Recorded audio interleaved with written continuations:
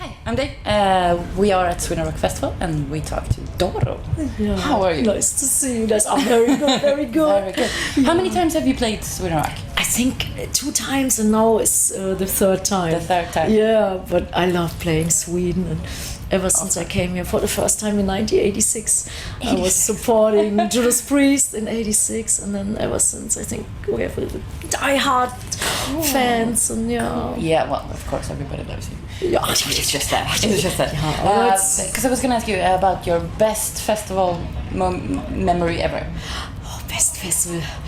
Maybe it was my first big one. It was in 86 and it was Monsters of Rock festivals in Castle Donington, England. Okay. And it was back then the biggest festival.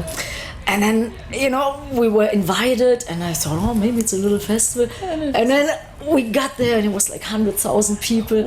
And we were, very young, and I almost pissed in my pants. It was so unbelievable. And I remember there were stairs going up to the stage. And my knees were like pudding. I couldn't walk, and then somebody said, "Hey, what are you doing? Move!" And I got on, and it was like, but it was so important, and we did really good. The fans, they were like great.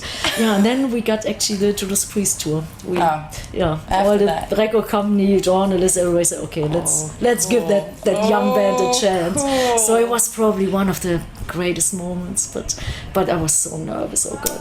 But I must say, being today here on the Sweden Rock Festival, I think the Sweden Rock is the most organized. It's great. Everybody's always happy. Even newcomer bands, they get like so much support of the audience, and and I love to play it here. I guess. Do you still get nervous when you get up on stage? Still, because it's a totally different view when you're up on stage. And yes, sometimes I feel my heart is beating like fast, and then adrenaline is up to here. So and I still have stage fright. It didn't go away in all these years. No, but then when I sing, it's okay. Okay. Yeah, first line, and then everything is good. You're in the right mind frame, and then and then the show can start. But before, I'm a nervous wreck. What do you do? Do you have kind of like your own meditations? Do you eat your own I tried special it. candy or Actually, nothing much. Nothing. I love to smoke cigarettes, but I gave up smoking, so I don't do very that good for anymore.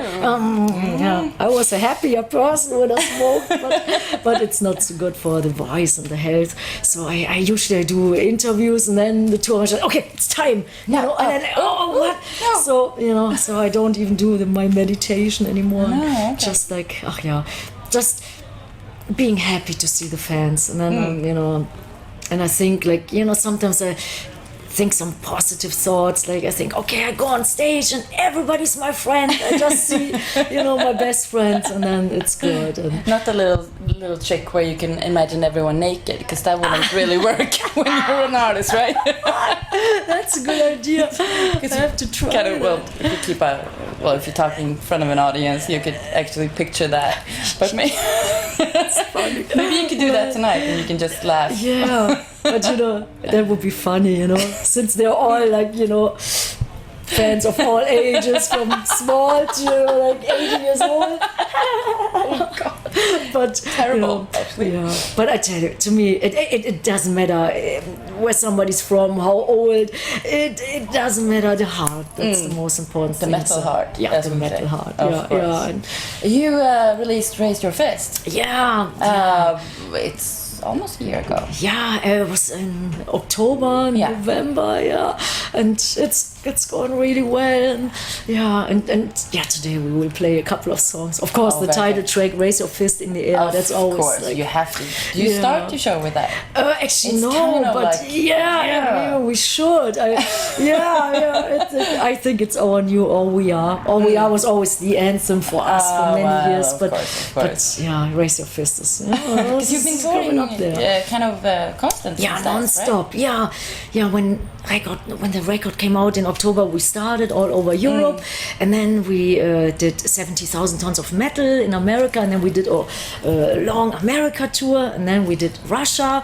We did another cruise ship, the Full Metal Cruise, and then we did Scandinavia, and now we're starting the festivals. And my first festival was in Bulgaria on my birthday, and it was the same day the mayor.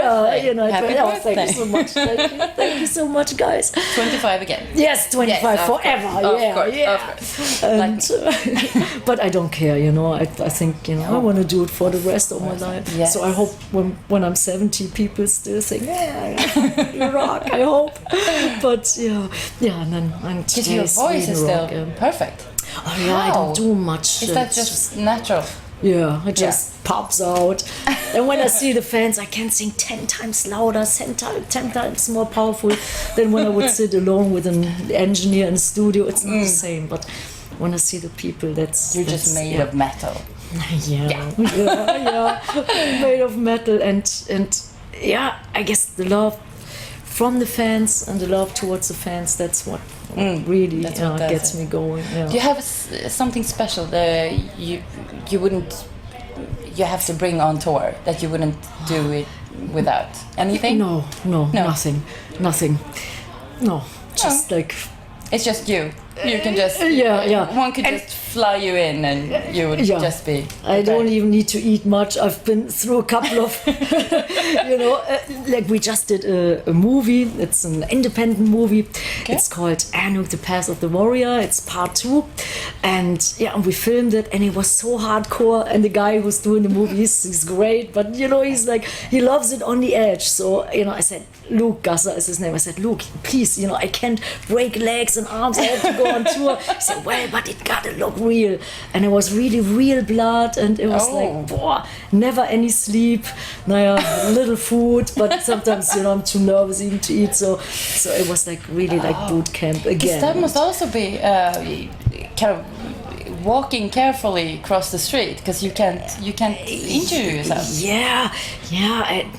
you think about that? So far I've always been lucky, but I know in some contracts you are not allowed to do to do skiing or horseback riding, and I love horses, so that's really sometimes something.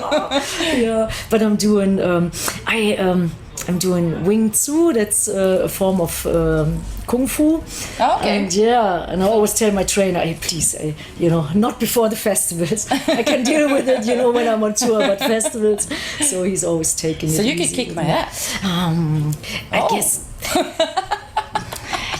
If something is really like if there's something, going on, maybe you could run away, just push the guy or girl and then run away. Yeah, but I wouldn't want to take a chance, No. If somebody has a knife, I guess you don't do anything, But it's good to, even for fitness, and it's good for the self-confidence. You think, I can go 6 o'clock at night in New York City, in Harlem. No problem. Touch me. But very nice. So you got a leather jacket here? It's from a fan. Yeah, it's from a fan. His name is Frank, and it's for my birthday. And actually, all the things, it's all from fans. And and I usually love to not wear real leather because I love animals and I don't want to. Oh no. Yeah, but it's hard to be metal without leather. It is, but for example, these pants, it's not real leather, and I think they're great alternatives. And this jacket, I don't know if it's real leather.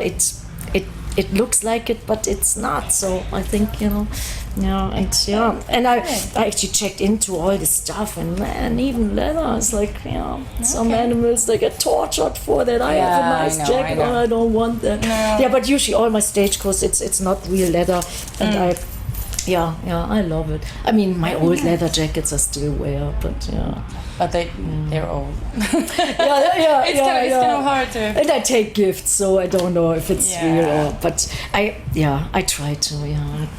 There's so much stuff going on in the world. That is true. That is true. Do you kind of get any political messages into your songs? Actually, raise your fist in the air is actually a little bit political. I mean, it sounds all metal, but it's like just to not sit there and take it, you know, get up and, you know, raise your fist in the air and fight the good fight. And yeah, it's actually, you could even call it a little bit political. It's, certain things are political.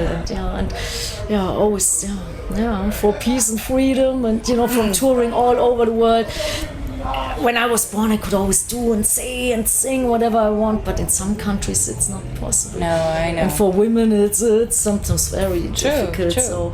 So I'm always like, fighting for that. And there's one song on the new record called Freiheit, Human Rights, and the English version is called Sealed in Blood, Human Rights, and it's a song for freedom and liberty, and it's dedicated to Terre de Femme. It's an organization, a human rights organization, and they especially take care of like all the problems of young women and in you're certain countries woman it's like role model, cool.